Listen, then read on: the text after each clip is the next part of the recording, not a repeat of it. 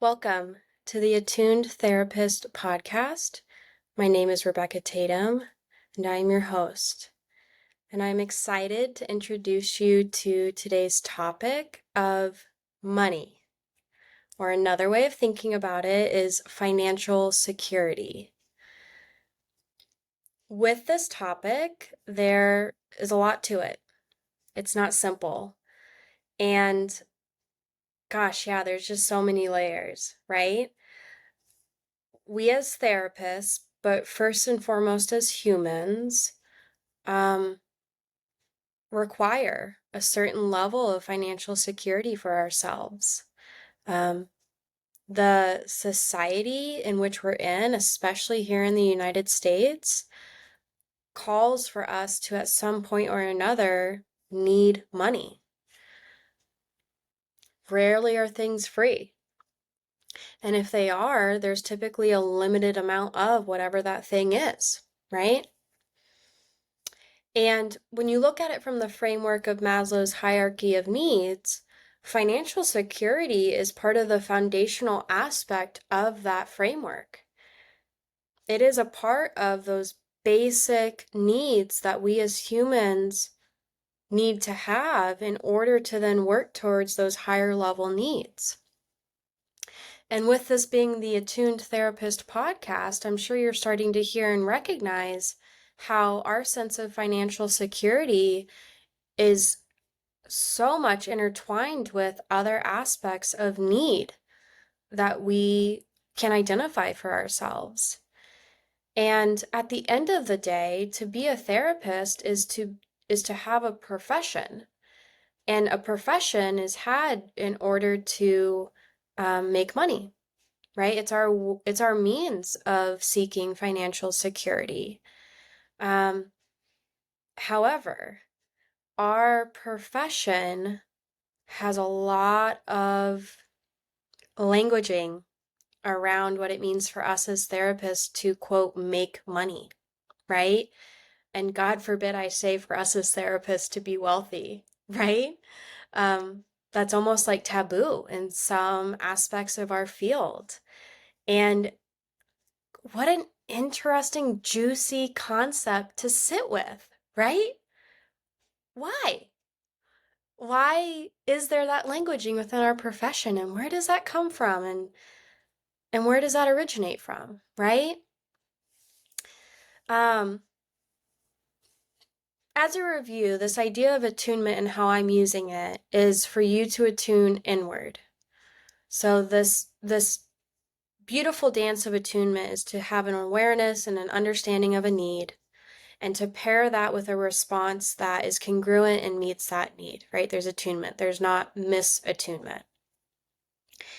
And I'm wanting for you to practice that dance inward, for you to attune inward to yourself, and to pair responses congruently to meet your own needs. And when we start looking at the need of financial security, as I've mentioned to you, there's a lot that goes into it, but to give you more framework around what I mean by that is that we as unique individuals are all bringing in our own meaning making around this concept of financial security, money, what it means to be wealthy, what it means to be in poverty, all the things, right? We have our own associations with it and what it means for us, what it means for others, and we bring that into every space. And I'm sure you as a therapist have been in a situation where you've recognized there can be some stark differences in the opinions within our profession around those concepts, around wealth, poverty, our sense of worth as therapists, and in the sense of what we are charging for our hourly rates, or what our contracted rate is with insurance, or the list goes on. But when you're in those conversations where those differing opinions are taking place, what that's reflective of is that there's two or more unique individuals in that space who all have their own life experiences from childhood onward that have taught them and provided them a sense of like lessons learned and beliefs associated with these concepts at hand, right? And some of those are negative in nature. Some of those are limiting in nature. And what I have come to observe within our profession is that it's not just us that has those areas of limitation. They're also quite prominent in the relational, environmental aspects of our profession, right? And our trajectory as we go through education and first entering in the field and onward from there. And an example that I hear often is at some point in our experiences as students, we come across a professor that says to us something along the lines of, this profession is not where you're going to make money, right? And it's presented in a way that's almost like decided for us and determined. Like it's a thing, you can't challenge it, you can't do anything about it. Buckle up, you're here. This is what you signed up for type energy.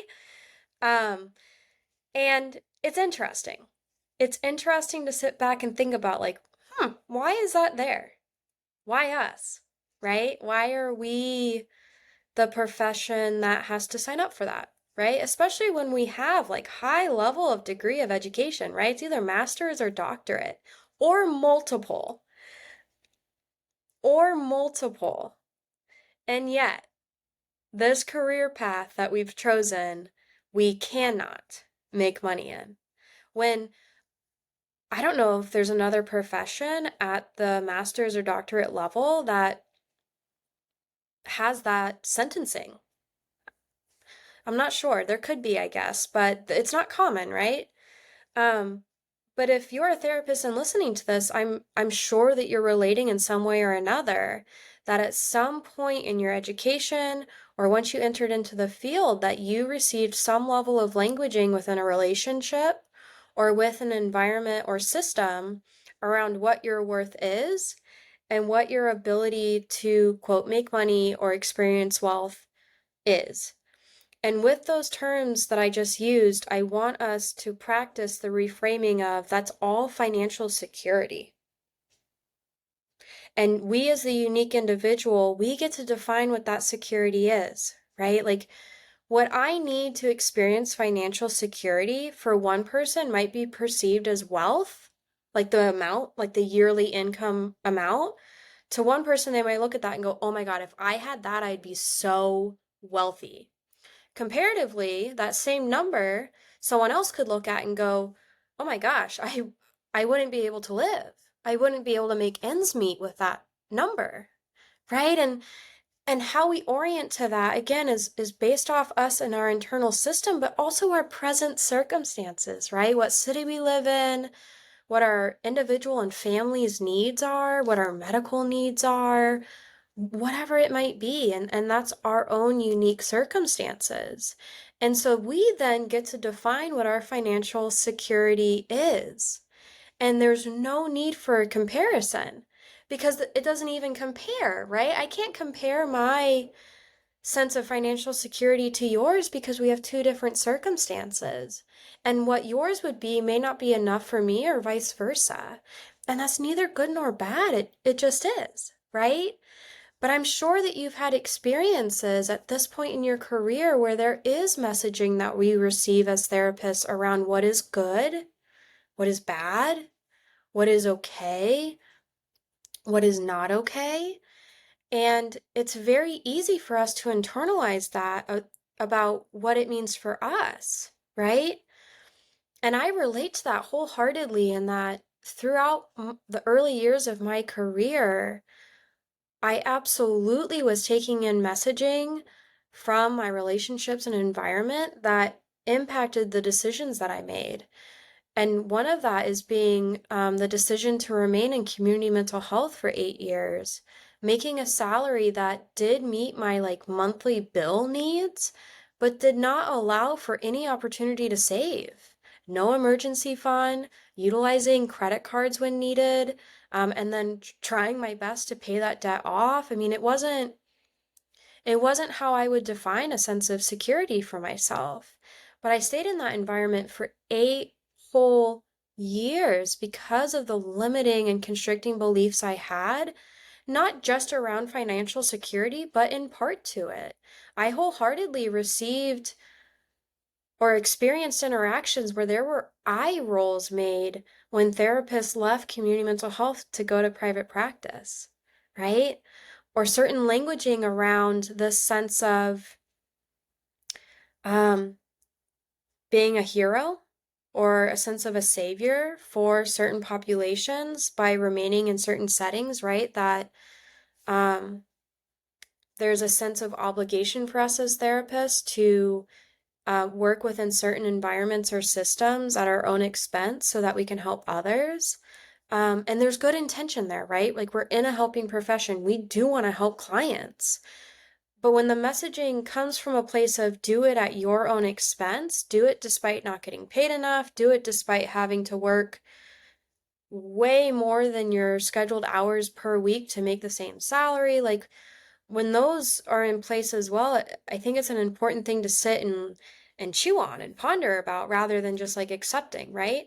But for me at that point, not just in my career, but my own healing journey, I accepted it, right? Private practice didn't even feel like a feasible option for me. I'm in private practice now for reference point, but at the time it just like one, I didn't feel I was capable, limiting belief. Two, I was getting these messages indirectly from the relationships and environment around me that it was bad, that I actually wasn't what it meant to be a quote good therapist. And I functioned from that place. I took it in, I allowed that to be my definition around it and my meaning making around it. And we are all doing that. You are doing that, right? Not necessarily from a negative place, but you are placing meaning and making decisions based off of it. And you are doing that in some way or another relating to your sense of financial security.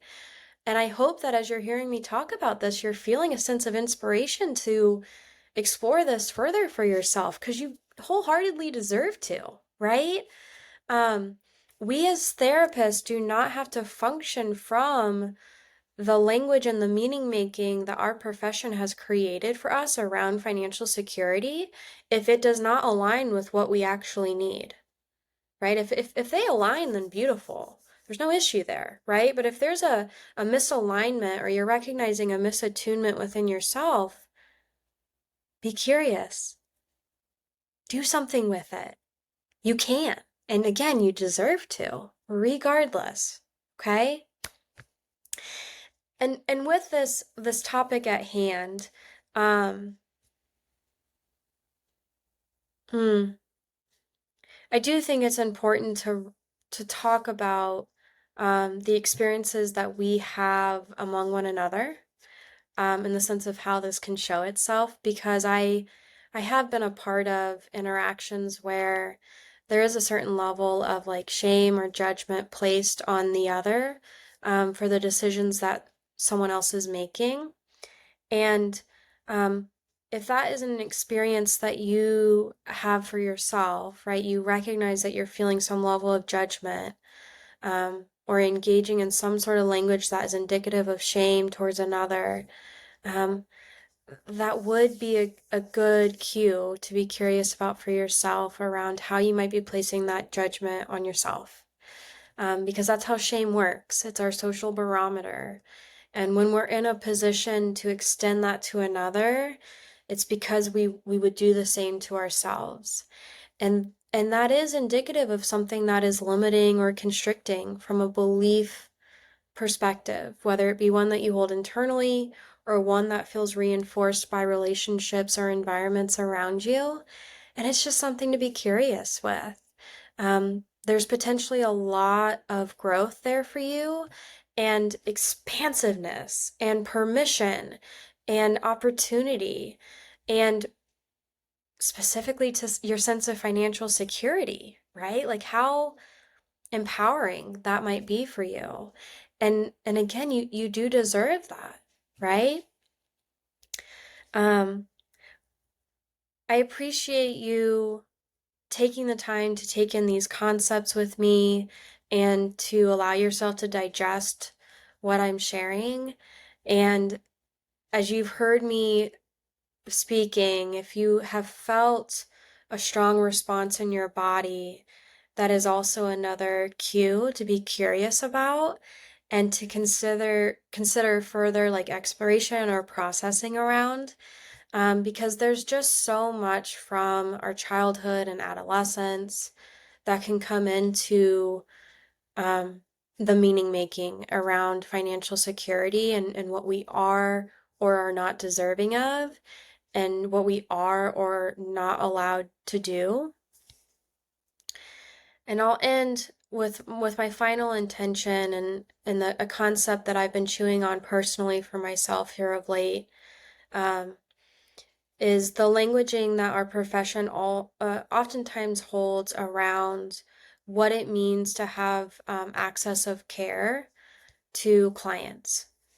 I've seen this come up often when it comes to like the decision to be in network with insurance versus out of network.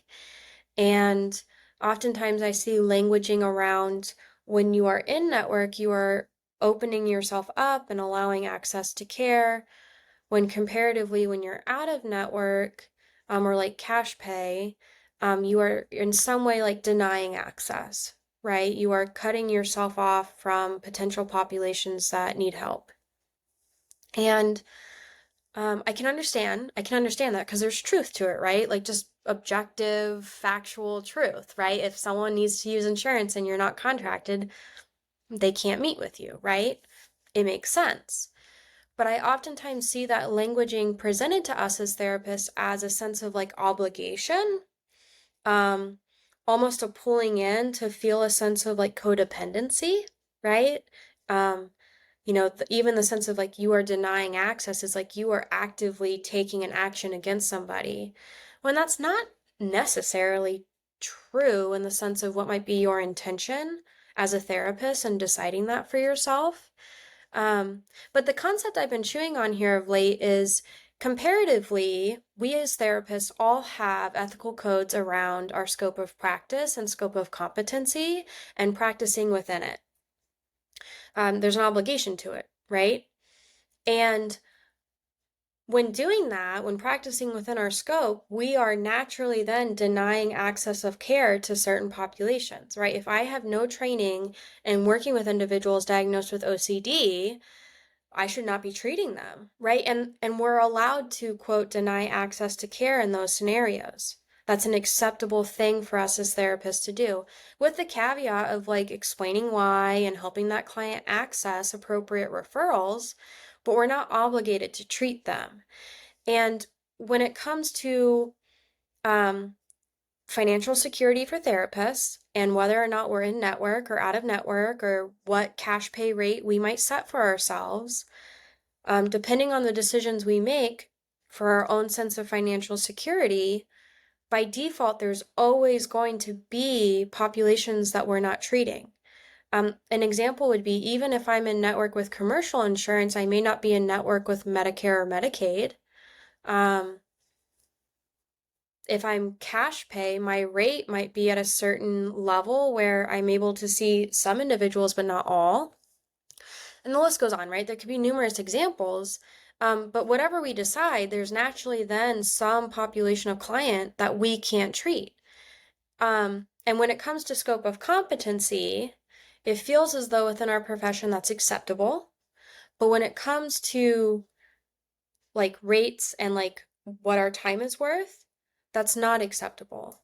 And that's interesting to me. Very, very interesting to me because my ethical codes is the American Counseling Association, and the code within there relating to like fees for services in no way says I have to treat everybody. It does say if a client I'm working with experiences hardship relating to my fees, that if I'm legally able to, I adjust them. But otherwise, I provide referrals so that they can continue care within their means. But it doesn't say I have to adjust in any way. It gives me the choice to, and it even gives the caveat of like if it's legal to, right? Um, and so when my ethical codes give me the sense of flexibility and expansiveness and opportunity to decide what my essentially financial scope is, it's very interesting to me to see that our community and our profession doesn't encourage that by default. Um, and yeah, my mind just goes in a lot of directions around the why, right? And the history behind that and how we've gotten here. But regardless of what the answers might be to those questions, we have an opportunity to change that for ourselves as a community and as individuals. That we get to decide what we're worth and what our needs are and how those two things align, right?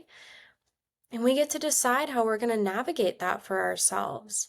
And that decision can be made regardless of differing opinions, potential area of judgment, right? We don't have to make those decisions from the standpoint of what's good or bad, what's okay or not okay, right? That's truthfully black and white thinking. When we're all on a regular basis teaching our clients to step out of that framework of thought, right? And to be, again, more expansive and creative and open to the nuance, open to the gray, open to the, it could potentially all be okay, right? And potentially we could all be seeking financial security as a baseline for ourselves. And we could be doing that from a place of we as individuals are deserving of that. And then in a beautiful world, we could then be extending that to one another and acknowledging and celebrating for our accomplishments and our capacity to practice attunement, right? To recognize I have these needs and I responded accordingly. And in me practicing that attunement to my financial security, I can't tell you the amount of ripple effect that it has, but one that you all will relate to is the amount of clients that I see in a day is one that I have full autonomy and initiative over deciding and orchestrating. And there's been a lot of lessons learned in finding like how many clients can I see in a day and see in a row and what actually, for me, I don't get overwhelmed from a hyper aroused state. I get overwhelmed from a hypo. Like I get tired, I get fatigued, I start to disconnect. And um I functioned for a very, very long time seeing too many clients in a day because I either had to based off the requirements of where I was working, or I had to in order to try my best to like try to have financial security, even though I was persistently in an insecure place. So like I definitely couldn't drop any clients on a daily basis. And when I was in a position again to be developing my own business model and really have full autonomy around deciding what is this going to look like for myself, that wasn't an area that I thought of at first.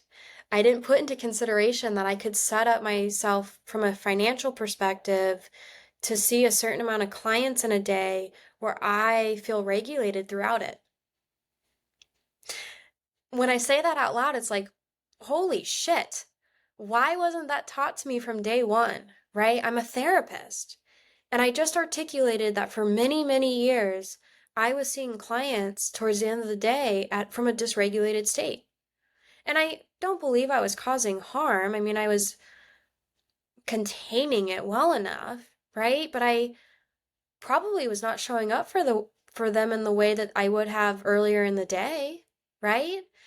And again, when I was first setting up my business model, I didn't necessarily think about this, but as I got into private practice and doing this and again from that expansive creative standpoint, I realized like, oh, I don't have to function that way anymore.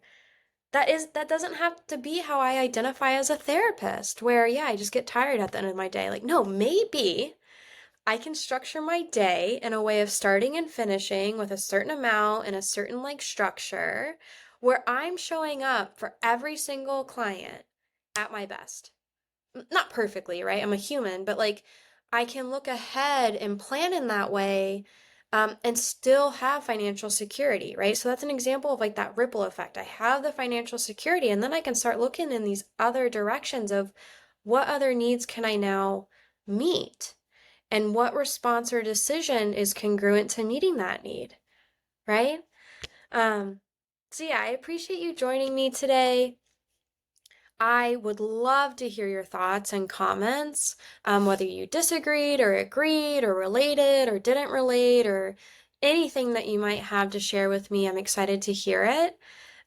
You're welcome to email me. My email is info, I-N-F-O, @attunedcd.com. Thank you, and I hope you have a wonderful day.